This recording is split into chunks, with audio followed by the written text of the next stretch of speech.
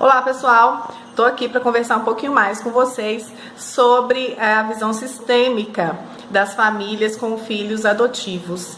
Vou contar um caso que aconteceu, uma situação que aconteceu comigo para ilustrar um pouquinho o que eu tenho a dizer para vocês hoje. Uma vez eu recebi no meu consultório uma mulher de aproximadamente uns 45 anos e ela precisava de ajuda, de uma psicoterapia para o filho. Então ela tinha um filho adotivo, ela estava com guarda provisória da criança, ele tinha mais ou menos uns 3 anos de idade, ela já estava aguardando a documentação definitiva da criança.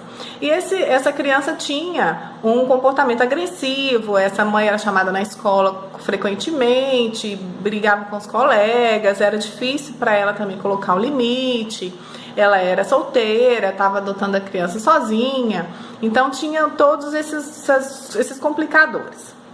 E ela tinha o seguinte discurso: olha, você não tem ideia o que eu passei para pegar essa criança. Ele é meu filho, eu não abro mão dele de jeito nenhum. Assim que sair a documentação definitiva, eu faço questão de tirar o sobrenome dos pais biológicos, porque aqueles dois são dois imprestáveis. Você não sabe como é que essa criança estava. Ele estava machucado, desnutrido, desidratado. Aqueles dois tinham que estar mortos. Tinha que ter um jeito de acabar com a vida deles, para eles sumirem da face da terra, porque eu não quero que eles nunca mais fiquem sabendo do meu filho.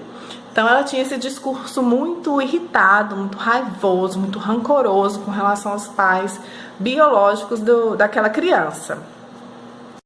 Então agora só por alguns segundos, imagine você.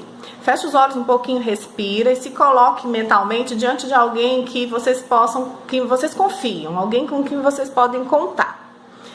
E aí, imagine que essa pessoa tem um desejo profundo de que os seus pais morram. Observa como é que você se sente, como é que fica o seu corpo, o que você tem vontade de fazer. Você tem vontade de se aproximar dessa pessoa ou de se afastar dessa pessoa? É claro que uma pessoa que quer que seus pais morram, você quer que se afaste de você. É uma lealdade que a gente tem invisível. E essa dinâmica também acontece com as crianças adotadas. Elas têm uma lealdade, um invisível com os pais biológicos. Eles podem ter feito o que tiverem feito, mas graças a eles é que elas estão vivas. Lembrem sempre que na constelação a gente sempre volta para o que é essencial.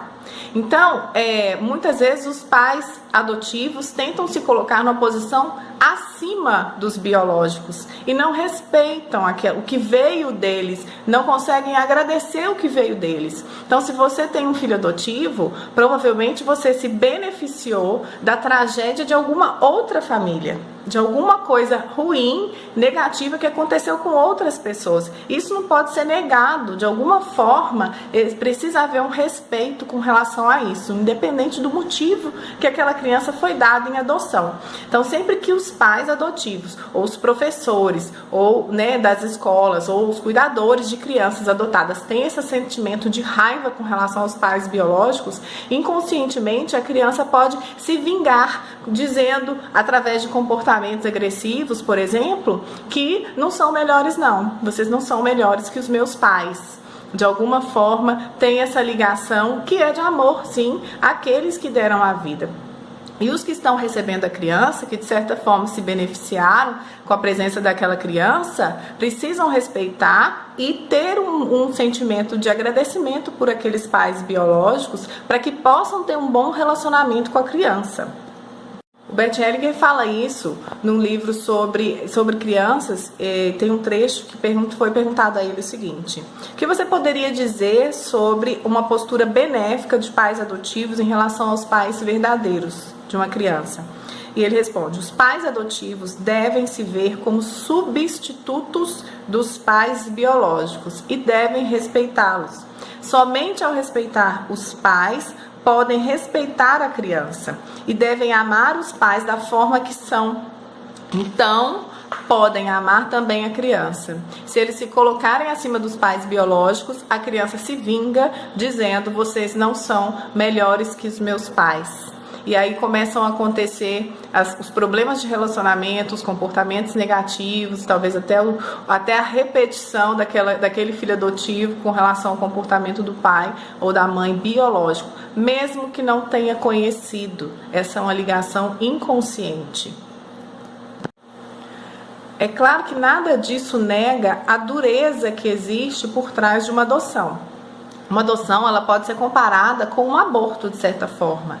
Então, os pais não quiseram ficar com aquela criança, deram para alguém, deram a criança para outra pessoa. Isso não tem conserto mais. É semelhante, sim, a um aborto. E tem uma dureza nisso. Mas apenas quando todos olham isso da forma como é que isso pode ser conduzido para uma situação saudável, uma situação que tem um pouco mais de amor.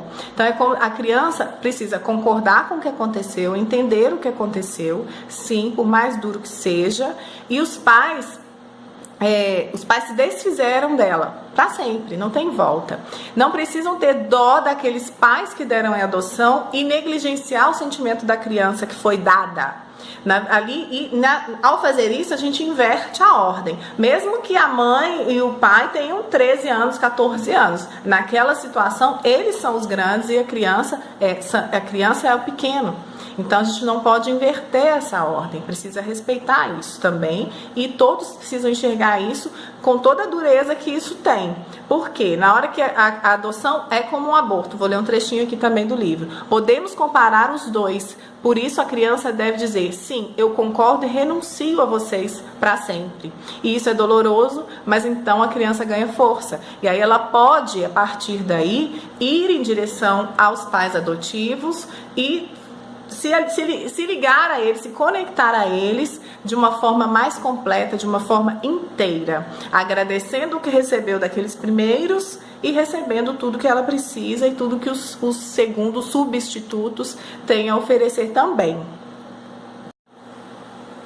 Então, isso é um pouquinho sobre a visão sistêmica das famílias com filhos adotivos. Se você tem alguma dúvida, pode deixar aqui nos comentários ou me envie uma mensagem pelo WhatsApp e que eu vou responder com o maior prazer. E se tem algum assunto que te interessa e que você gostaria de entender um pouquinho mais, também pode me enviar, me deixa saber que eu vou fazer com o maior carinho, tá? Um beijo grande para vocês e até a próxima!